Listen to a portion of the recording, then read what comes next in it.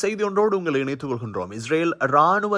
Israel பாதுகாப்பு படையைச் சேர்ந்த சுமார் 8200 பேர் கையொப்பமிட்டு தாங்கள் போரிலிருந்து விலகுவதாக இஸ்ரேல் பிரதமருக்கு அறிவித்திருக்கிறார்கள். அது பொது ஆவணமாக இப்போது வெளிவந்திருக்கிறது.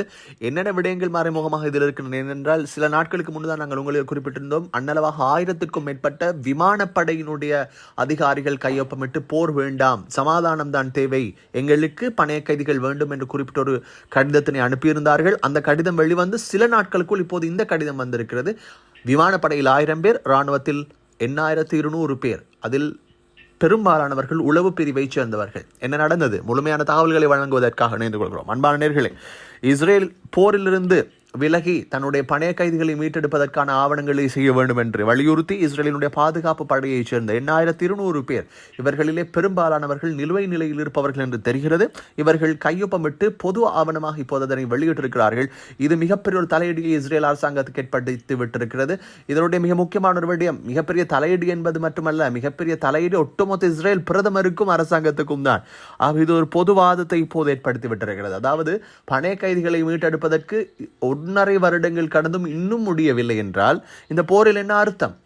ஆகவே கிட்டத்தட்ட 50,000க்கும் மேற்பட்ட பலஸ்தீன மக்களின் உயிரை காவு கொண்டாலும் இன்னும் அந்த பணைய கைதிகளை மீட்டெடுப்பதற்கான முழுமையான வெற்றி அவர்களுக்கு கிடைக்கவில்லை என்பதனால் இது பாரிய அளவு சொந்த அரசியல் தேவைக்காக முன்னகர்த்தப்படுகின்ற ஒரு போர் என்பதனை நாங்கள் நம்புகிறோம்.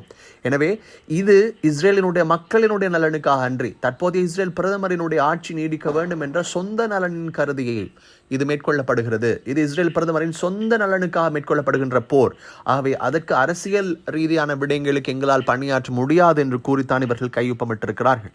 ஏற்கனவே 1000 பேர் இஸ்ரேல் விமானப்படையிலிருந்து, இஸ்ரேலினுடைய ஓய்வு பெற்ற விமானப்படையினுடைய அதிகாரிகள், இஸ்ரேல் பாதுகாப்பு படைகளின் தளபதிகளாக இருந்த மிகப்பெரியவர்கள், தளபதிகள் என்று வருகின்ற தளபதிகள் பாரியவர்களாக இருந்தவர்கள், அவர்கள் அனைவரும் கையொப்பமிட்டு கொடுத்திருந்தார்கள். இப்போது இராணுவத்திலே இதிலும் மிகப்பெரிய உயர் அதிகாரிகள் இருக்கிறார்கள் என்று தெரிகிறது. இதிலும் ஓய்வு பெற்றவர்கள் இருக்கிறார்கள். இதில் உளவுத்துறையை சார்ந்தவர்கள் அதிகம் இருக்கிறார்கள், தொழில்நுட்ப பிரிவை சார்ந்தவர்கள் அதிகம் இருக்கிறார்கள் என்று தெரிகிறது. இவர்கள் கையொப்பமிட்டு தான் இந்த கடிதத்தினை இப்போது வழங்கி இருக்கிறார்கள். இது இப்போது பொதுமக்களினுடைய ஆவணமாக இது வந்திருக்கிறது. இஸ்ரேலினுடைய காண்ட் நாளிதழ் இதனை செய்தியாக வெளியிட்டிருக்கிறது, சஞ்சிகையில் வெளிவந்திருக்கிறது. அதே போலத்தான் அவர்கள் இந்த போரை வெற்றி கொள்ள முடியாத ஒரு விடயத்தினைத்தான் அவர்கள் காண்கிறார்கள் என்பது தெளிவாகிறது. ஏனென்றால் பணைய கைதிகள் விடுவித்துக் கொள்ளப்படாமல் இருக்கக்கூடியவர்கள் இன்னும் கொஞ்சம் பேர் தான். ஆனால் அவர்களை விடுவிப்பதற்கு இவர்களுடைய தாக்குதல் எவ்வளவு அகோரமாக இருந்தாலும் அதனால் முடியவில்லை. ஆகவே இதன் மூலம் பணைய கைதிகள் தான் ஆபத்தில் இருக்கிறார்கள். இஸ்ரேல் பிரதமருக்கு அது தெரியவில்லையா என்பதுதான் அவர்களுடைய மறைமுக கேள்வி. அதே போல தான் அவர்கள் தெரிவித்திருக்கிறார்கள், இராணுவ தீர்வு என்பது அங்கே தீர்வை தராத பட்சத்தில் அமைதி மூலமாக வேணும் பணைய கைதிகளை மீட்டுக்கொண்டு வர வேண்டும் என்பதுதான் அந்த கடிதத்தினுடைய உள்ளடக்கமாக இருக்கிறது. குறிப்பாக இந்த 8200 பேர் என்பது மிகப்பெரிய ஒரு தொகை. அந்த நிலுவை நிலையில் இருக்கக்கூடியவர்கள் போரை தவிர்க்கிறார்கள், போர் வேண்டாம், பணைய கைதிகள் தான் வேண்டும் என்ற ஒரு தகவலை அவர்கள் இஸ்ரேல் பிரதமருக்கு கொடுத்திருப்பது என்பது மிகப்பெரிய விடயமாக இருக்கிறது. இது அடுத்து வரும் நாட்களில் மிகப்பெரிய பேசுபொருளாக மாறப்போகிறது. தொடர்ந்து இணைந்திருங்கள் அன்பான நேயர்களே.